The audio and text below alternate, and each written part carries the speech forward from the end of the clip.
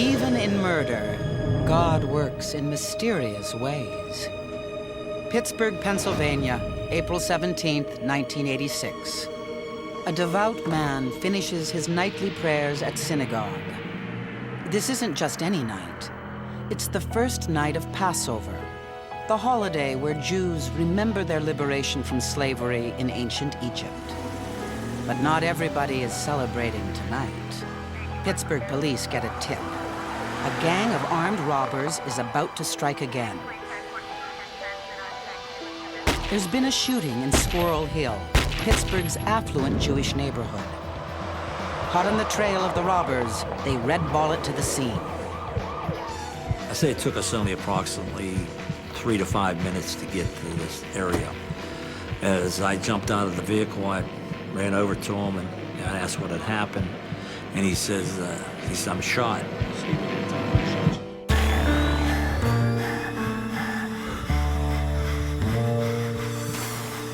In true crime, investigation and conviction may take years. But every detective knows that the crucial clue is always there, somewhere in the first 72 hours.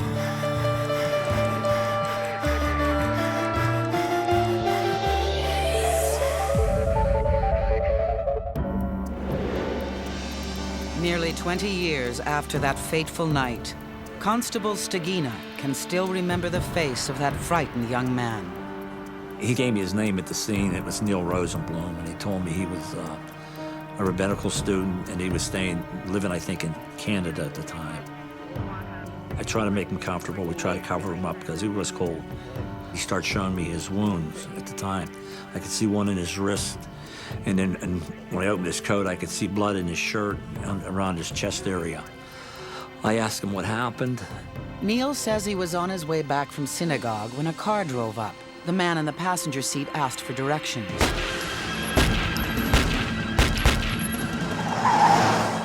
He said, I'd step off the curb to give him assistance. They just shot me.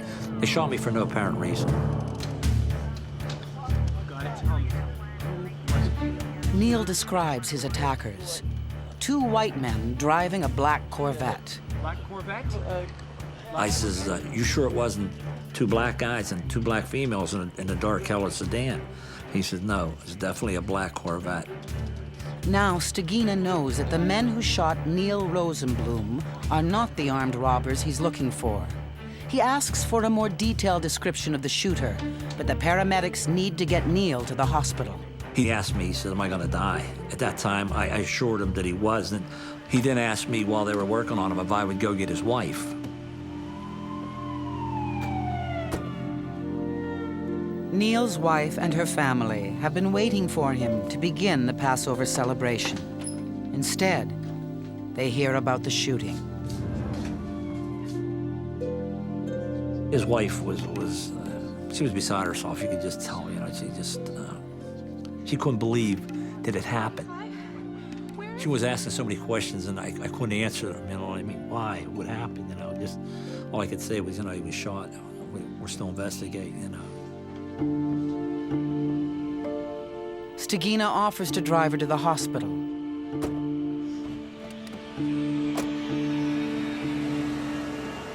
But when they arrive, they hear the shocking news. Neil has died in surgery. Stagina never gets to ask him more questions. And Neil's wife never gets to say goodbye.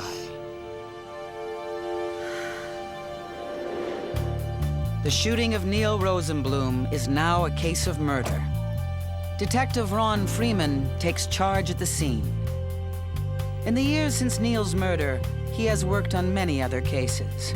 Still, he remembers the details of this one, right down to the caliber of the bullets. There were 2 .380 slugs, 2 .380 casings found at the scene, so we knew that the .380 had been used.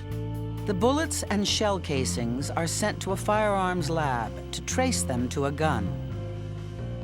Police start canvassing the homes and apartments near the crime scene, looking for a witness. We have several neighbors who heard what they thought were backfires, firecrackers. They eventually realized that they were gunshots. And based on everything, a composite of what the police were able to tell us and the neighbors, none saw anything. The streets were empty because of Passover. At the lab, the 2 bullets recovered from Neil's body are added to the .380s found at the scene. So what we had received were 4 full metal jacket bullets, 2, 3, and also a copper jacket fragment.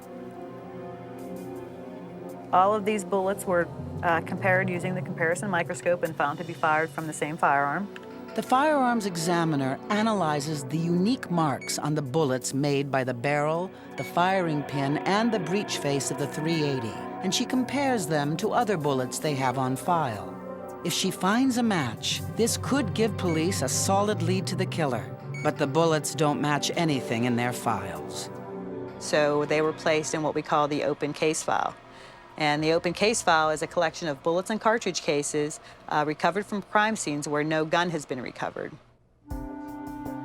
Detective Freeman now turns to the family to see if they can help him find a motive for the shooting. He learns that Neil was 24 years old, studying to be a rabbi.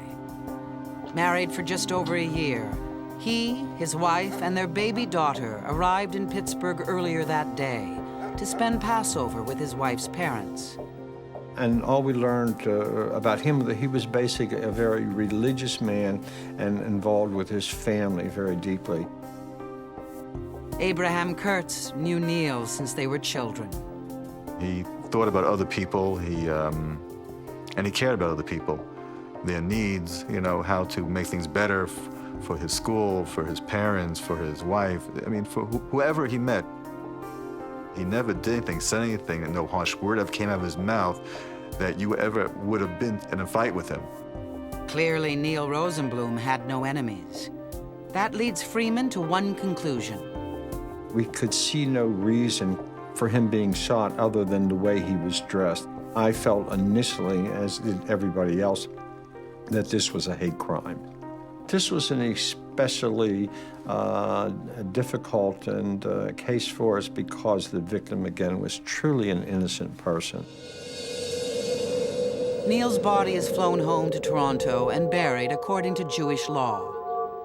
His parents are devastated. The Jewish community is saddened by the random shooting and alarmed by the anti-Semitic overtones. In Pittsburgh, police move into high gear.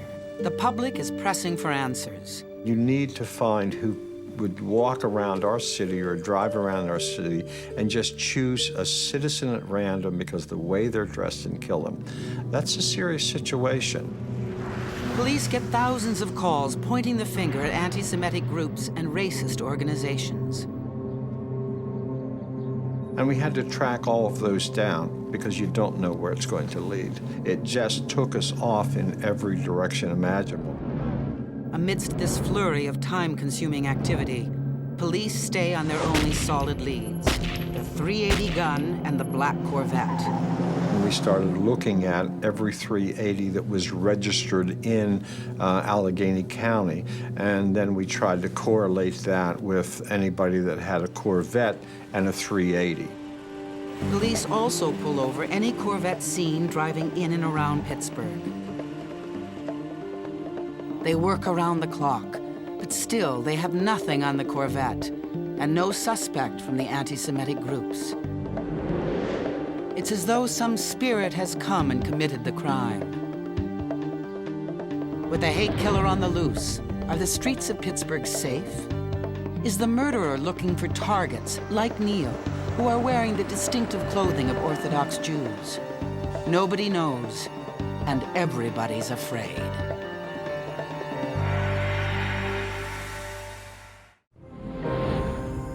A year goes by, then 2. Neil Rosenblum's family and friends commemorate the anniversary of his murder. A somber occasion made sadder by their belief that this was a senseless hate crime. They're not the only ones who remember. Although the case has ground to a halt, Pittsburgh police haven't given up. We were always aware of it, always thinking about it, always talking about it in the office. And then at some point, we got a call from an attorney, and the attorney told us about a client of his who had information on this case. By a strange coincidence, it's 2 years, almost to the day, since Neil's murder. The client's name is David Green, and he's serving time on a drug conviction. Since Green has been in prison, he's been sharing a cell with another guy who's also in on drug charges. First, he thought that would give them something in common.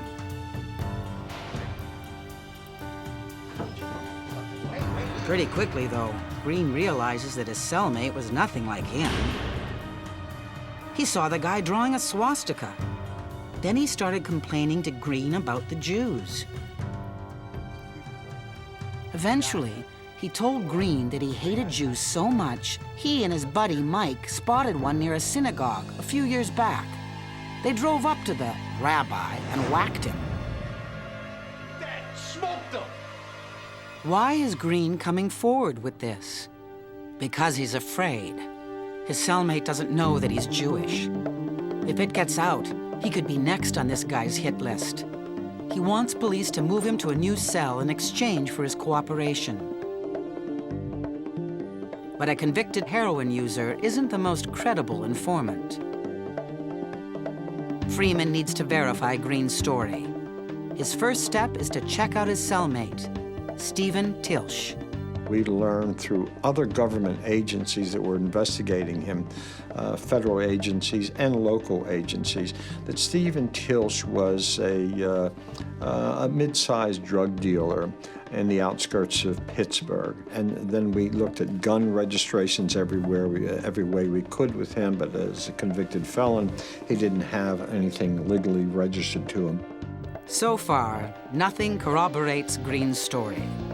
Until Freeman checks motor vehicle records. Turns out, Tilsch is the owner of a black Corvette. He got a speeding ticket days after Neil's murder. Police try to locate the car. No luck. The black Corvette has vanished into thin air. Police know from Green that Tilsch was with a buddy that night. They track him down. His name is Mike O'Grady, another known drug dealer. They pick up O'Grady on the street for questioning. He remembers that he was with Tilsch on the night in question. They were renovating a house near Squirrel Hill. When they were ready to knock off for the day, he admits they tanked up on booze and drugs, got in Tilsch's Corvette and started cruising the streets. Tilsch did have a gun, but he was only goofing around, taking pot shots at street signs and traffic lights, like he often did. As for shooting a rabbi, O'Grady says Tilsch would never do that. He's a bit wild, but not a killer. Detective Freeman believes that O'Grady's lying, but his hands are tied.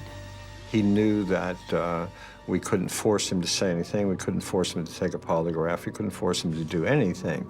But we thought we're on the right track now. Given time, we can flip him. We can convert him to our side.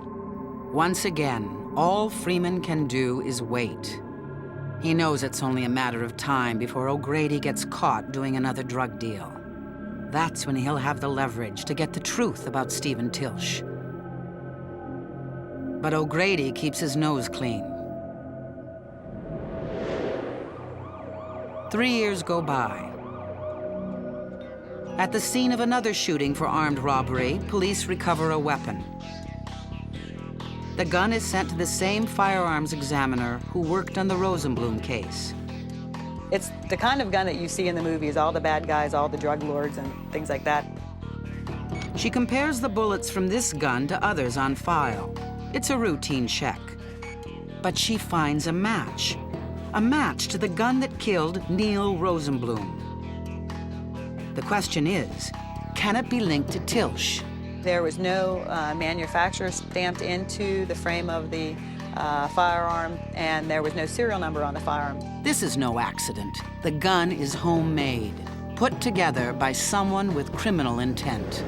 Gun manufacturers found this loophole, and they could send you a kit, and it didn't have a serial number, and there's no way to trace this. Freeman expected the murder weapon to crack open the case. Instead, another disappointment. But he's still clinging to one last ray of hope, that Mike O'Grady will talk. Then, in a strange twist of events, Freeman is called to the scene of a car crash. The driver is seriously injured. It's Stephen Tilsch, recently released from jail and apparently, once again, out for a drunken joyride. The passenger is none other than Mike O'Grady. The accident has claimed his life. I mean, he was our link, and it was very frustrating because now he's dead. And every time something positive developed, then there was something horrible that would jump up and stymie the investigation, and we couldn't go any further. Call it an act of God, call it pure coincidence. Freeman's last hope is now crushed. After 5 long years, the case goes stone cold. But the detective won't let it go.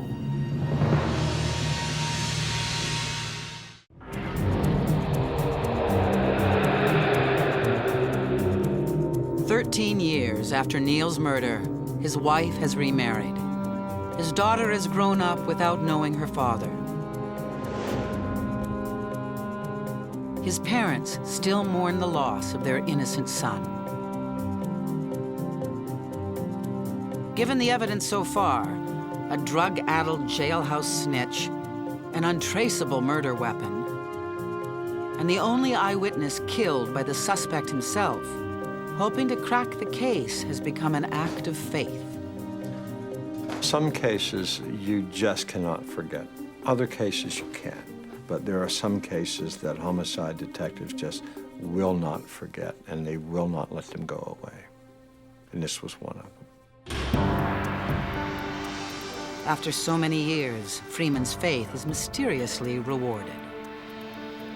A new murder case lands on his plate. He's pretty sure the junkie who's been arrested knows more about this case than he's told police.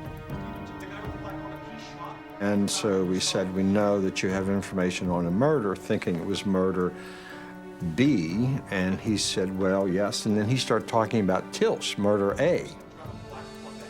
Freeman cannot believe what he's hearing. It turns out that a few months ago, while buying drugs from Tilsch, the junkie heard him brag about gunning down a Jew. It's the same story that Freeman had heard from the first informant, David Green. How Tilsch hated Jews, how he whacked the rabbi. And it was just one of those wonderful flukes.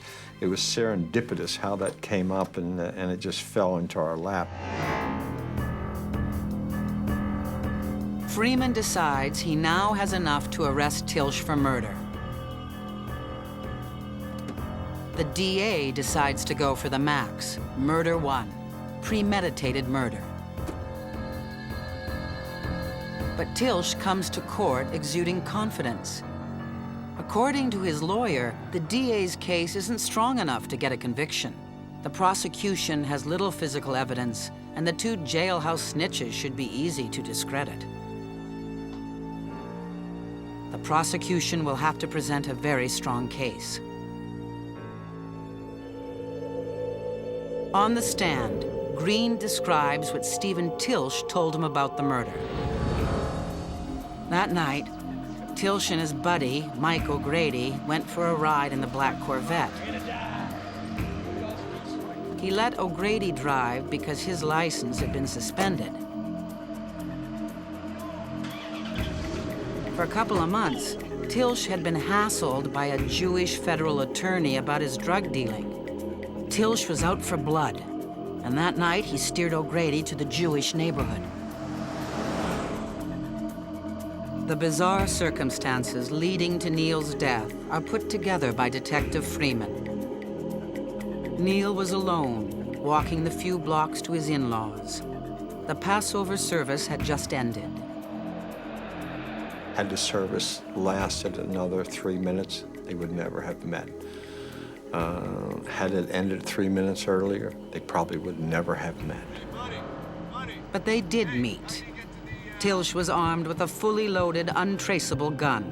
He lured Neil to his car and then he shot him 4 times. All actions that speak of deliberate intent. And because God works in mysterious ways, Neil remained conscious just long enough to give police the crucial clue which led to solving his own murder 13 years later. 2 white men in a black Corvette. A jury turns down murder 1, but convicts Stephen Tilch of 3rd-degree murder and sentences him to the max. 20 years for the death of Neil Rosenblum. Getting a conviction is a victory for Detective Freeman, who fought so long to solve this vicious crime. One's out looking to commit a hate crime, and the other is practicing peace and love and harmony. And here we lost a wonderful, compassionate person to one who hates. After 13 long years, Neil Rosenblum's parents can finally put their ordeal behind them. They had an affectionate nickname for their son, Nuti Shalom. May peace go with you, Nuti.